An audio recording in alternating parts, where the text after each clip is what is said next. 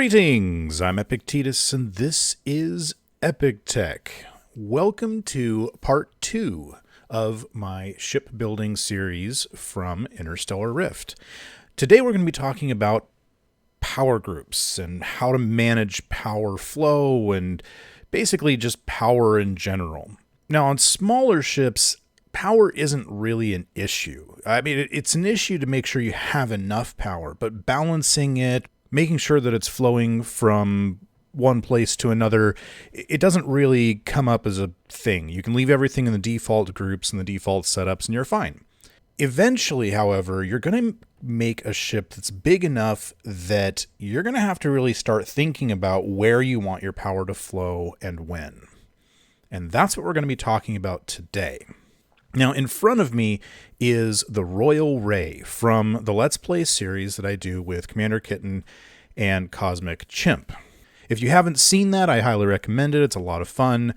But for those who haven't seen that, we're going to do a quick tour of this ship just so that you know what we're talking about and kind of where things are and you don't get lost.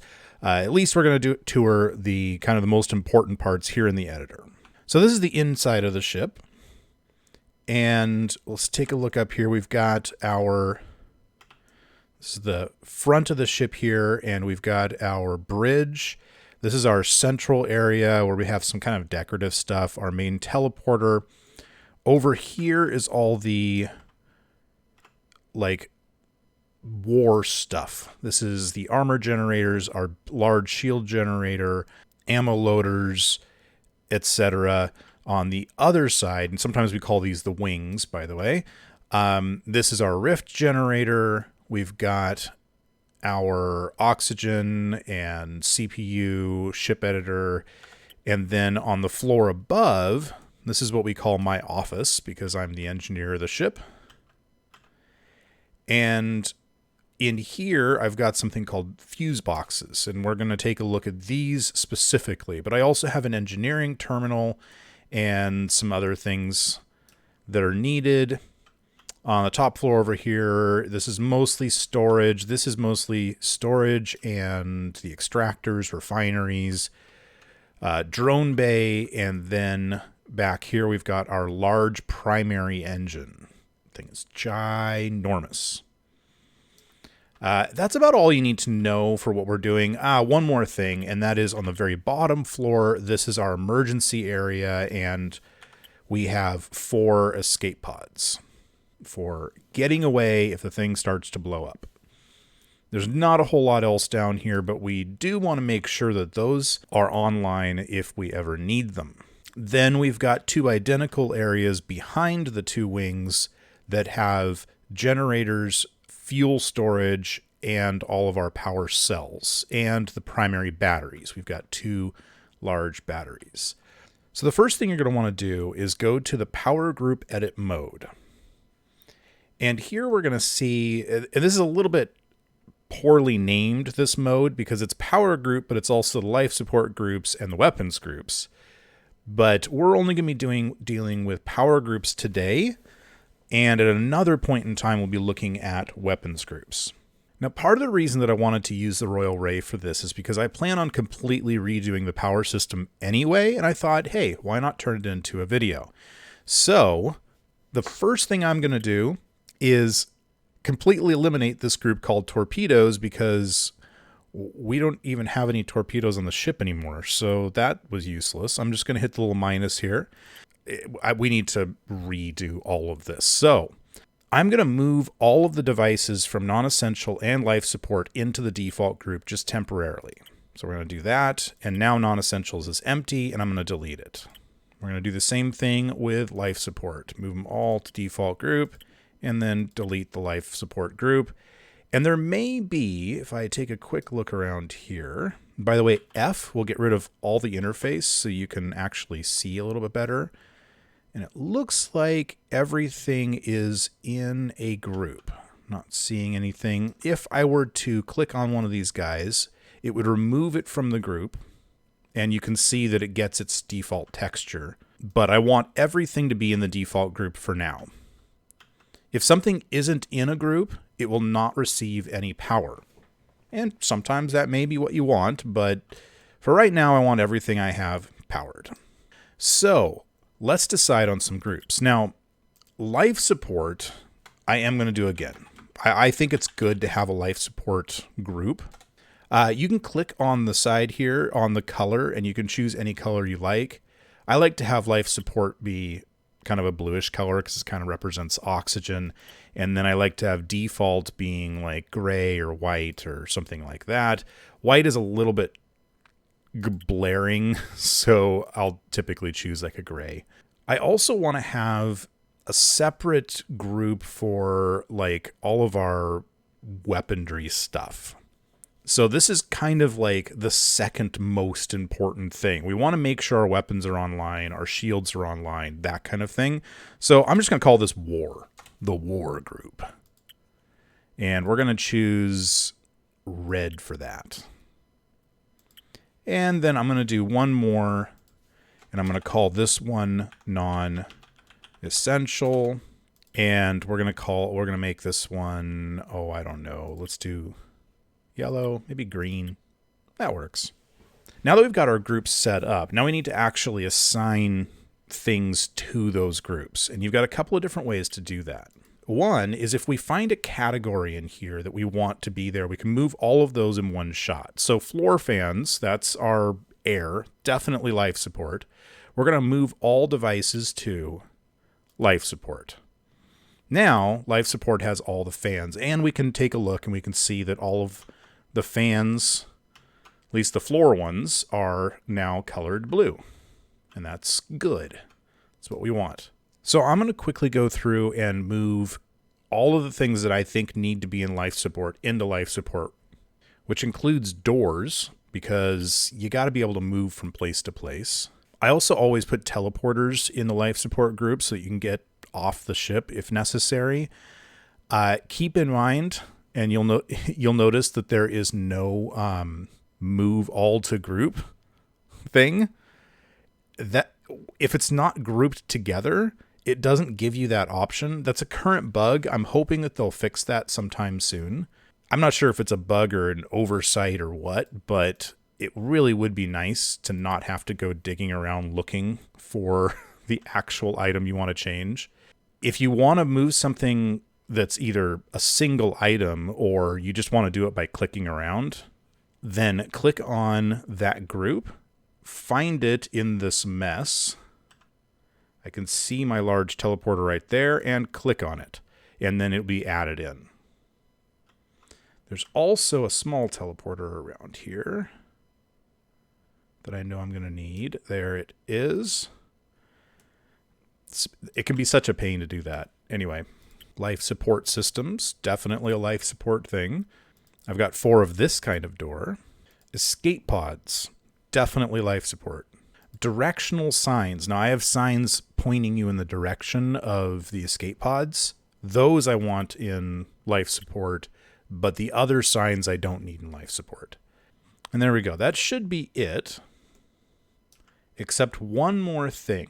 And that is I have a battery specifically for life support. All the batteries on board are for primary things, but I keep one battery down with the escape pods that's specifically for the life support system. So I'm going to select that one. And now we can actually see what we have. So this life support group has some statistics now. It has a total power capacity of 1.5 million, and it can generate 300 per tick, but it's going to drain over 1,000. Let's take a look and see what's using all this power. Each one of the floor fans takes 5. 8 of them means that we're putting out 40 for our floor fans. The doors are nothing.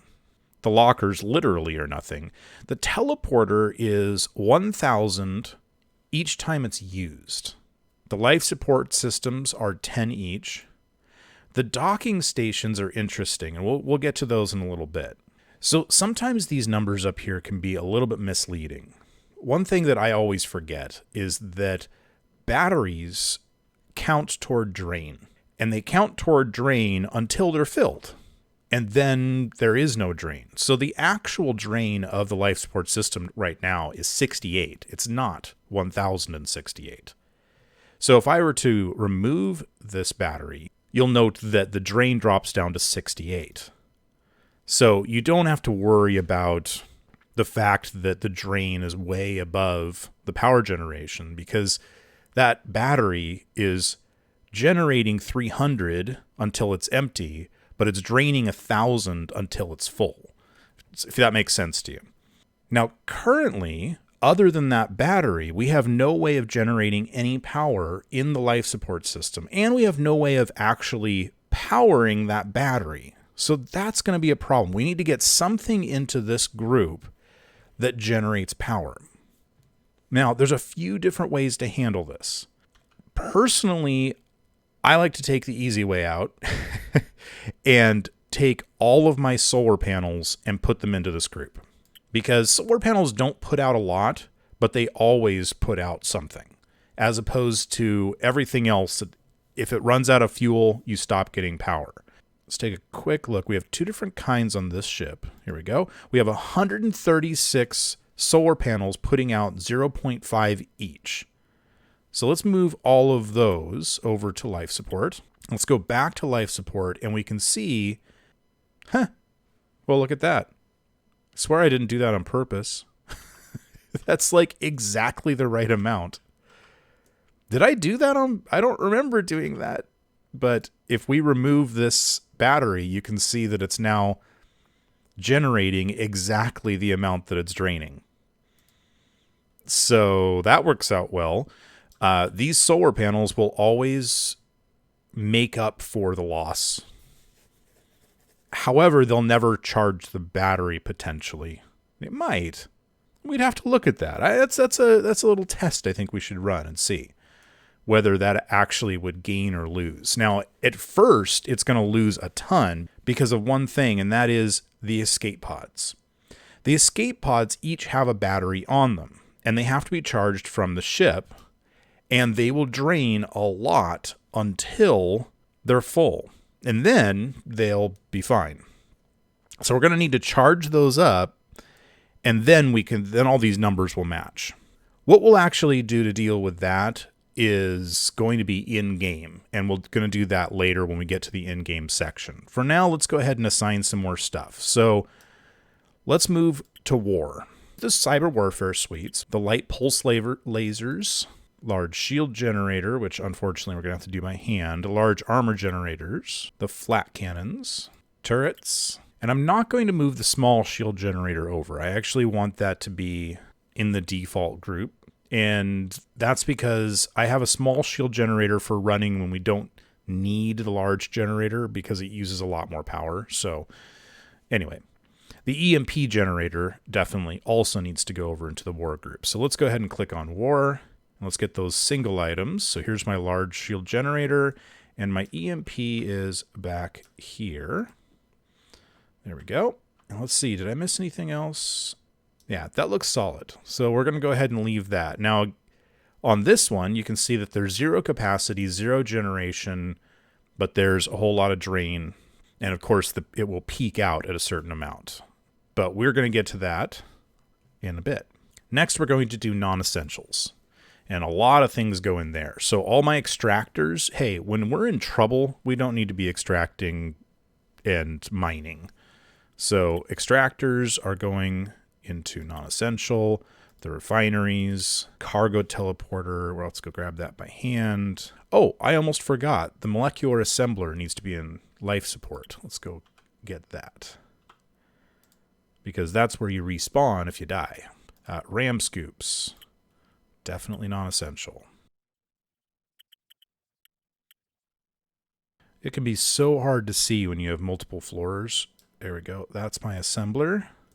Ship editing terminal and the rift generator is non-essential. There's the cargo teleporter. I think that's just about it. I'm not seeing anything else. Oh, we can put the toilets in there. Those are not very useful when you're in trouble. And the bunk beds and the jukebox.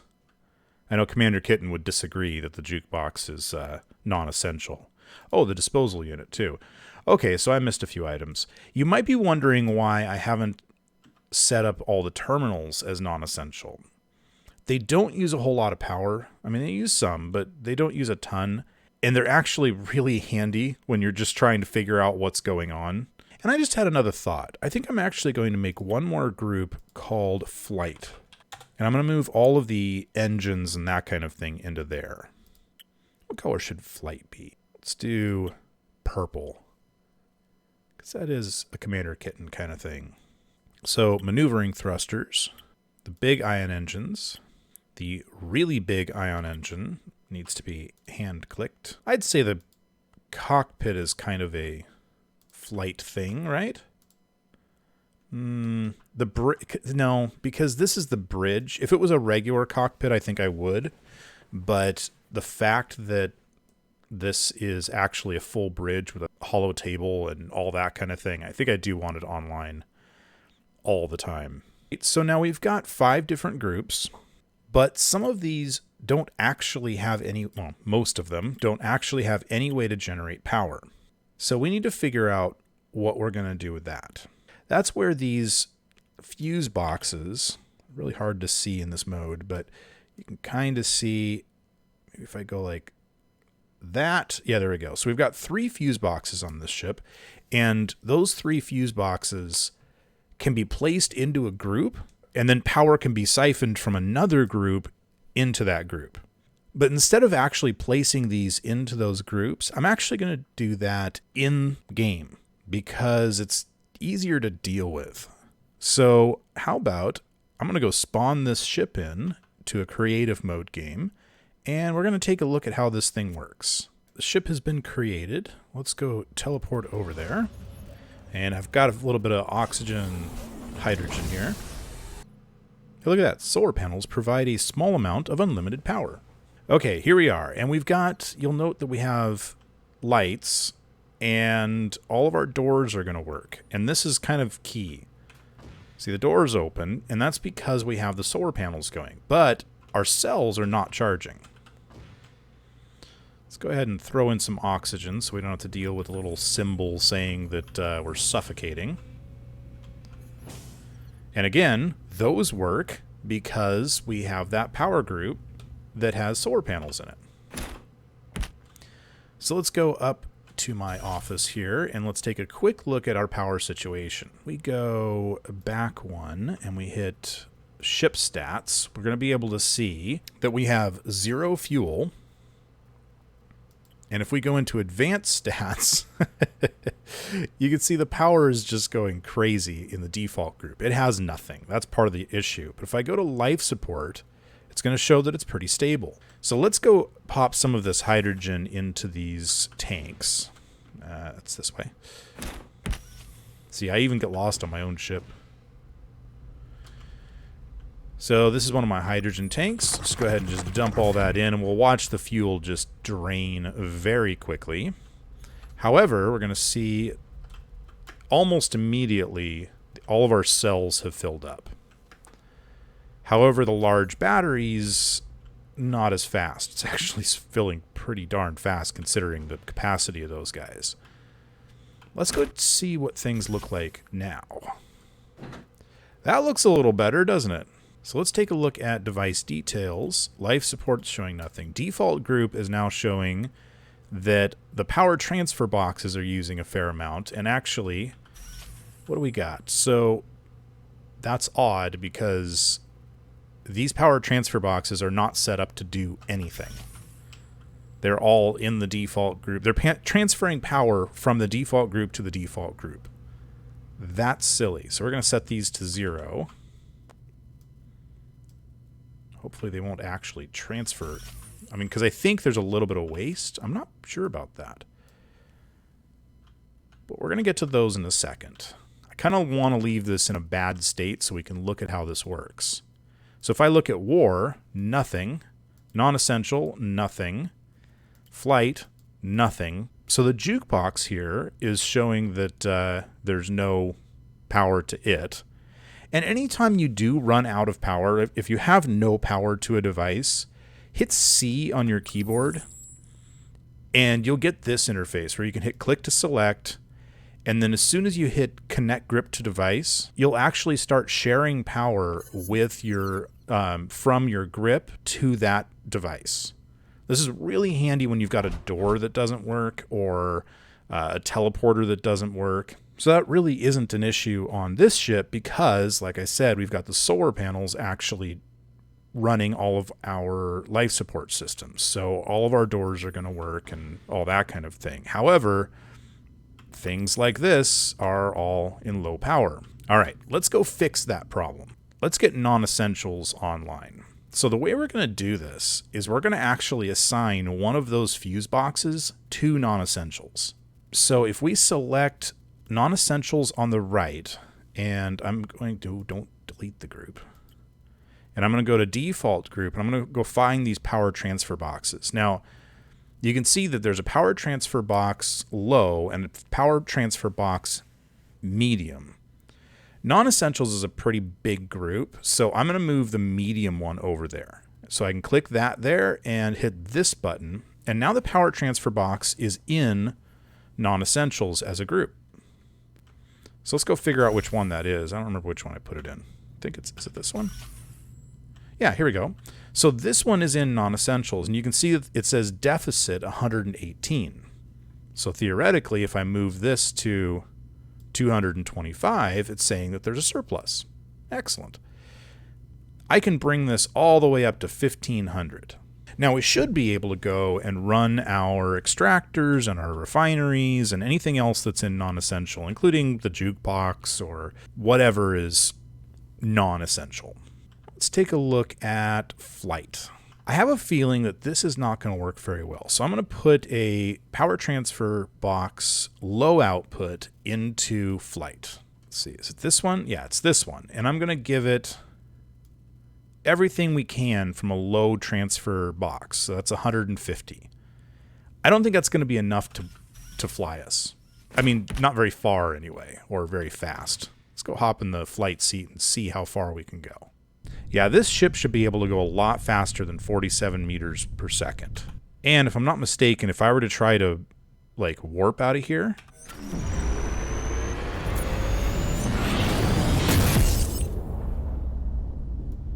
I can hit warp 1. Ooh, rotation is slow right now.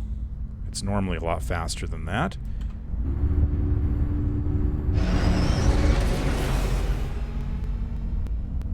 And look at how long it's taking to get to warp 3. That is not the way it should happen. So let's go ahead and stop. So power transfer box low, we're going to pull out of there. Let's go back to non-essentials. Power transfer box medium is going to come out. And then flight is going to get the medium one. And we're going to pump this up to 1500. Let's see if this works any better.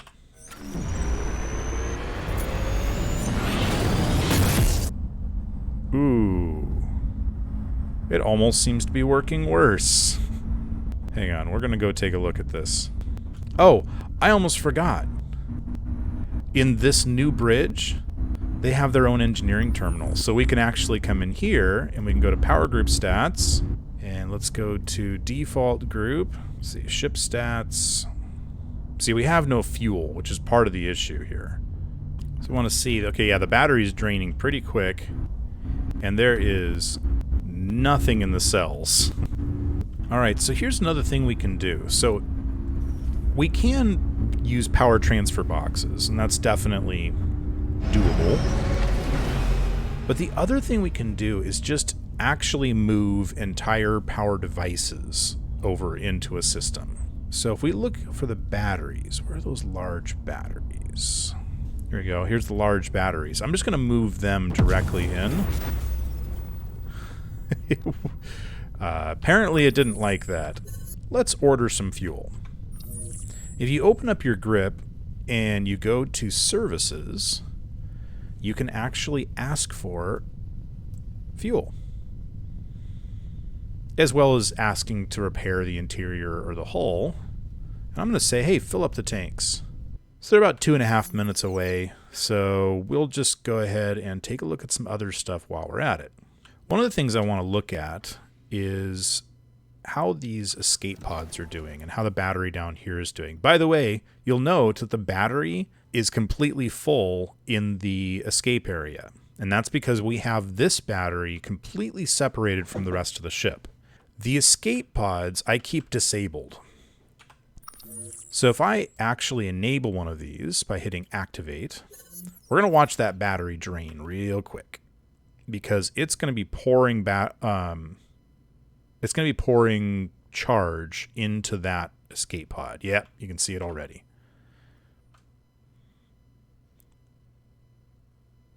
So that's draining pretty much as fast as it can because these are empty when they first come.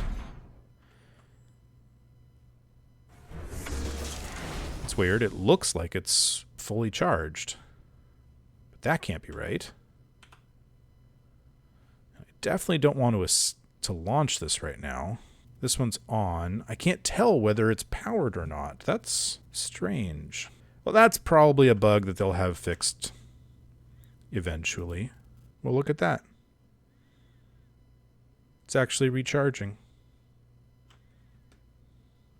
Well, hey, let's turn all these on. Notice our medium cells have all refilled because the service drones are delivering our fuel. There we go. The small power battery is at 60% and draining. And that's because it's dumping its power into the escape pods. But we can't actually see how much is in the escape pods, so who knows. Let's take a look at this. So now that we actually have fuel again, let's see what we can do in the way of warping.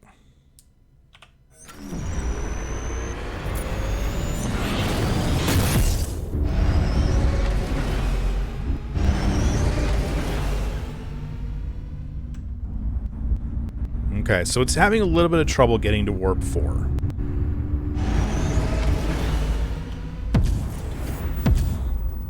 I'm going to drop down to warp 1, because that's going to take 4 hours to get to that industrial complex. We should be able to do some things like we can take batteries and move them over. We can take like generators. Cells are great to have in, especially for warping. You can see both of our batteries over here, and they're slowly charging, but if we move the hydrogen generators over there, they'll start charging a whole lot faster. Oh, I almost forgot. I'm sitting here, I completely forgot about something very important, and that is that cockpits, including this bridge, they are the ones that actually maintain warp. So if they lose power, you don't get to warp. So I probably should have them in the flight group. There it is. Now we should be able to fairly quickly and easily move and maintain flight, or warp.